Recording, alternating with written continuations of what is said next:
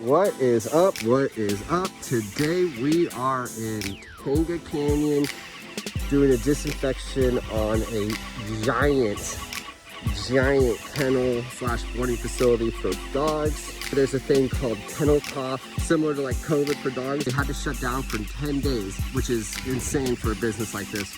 This place is 5 acres. They hold up to 60 to 70 dogs at a time. It is not cheap.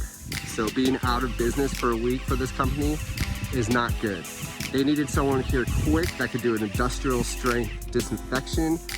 We were one of the only companies that could offer a disinfection at that type of rate, at that type of efficiency.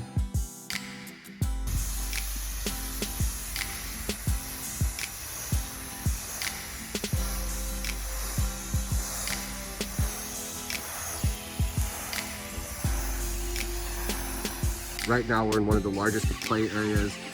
We have probably sprayed about 70 gallons of disinfection all over the different areas. They have areas for small dogs, areas for big dogs. We've been everywhere. We sprayed everything.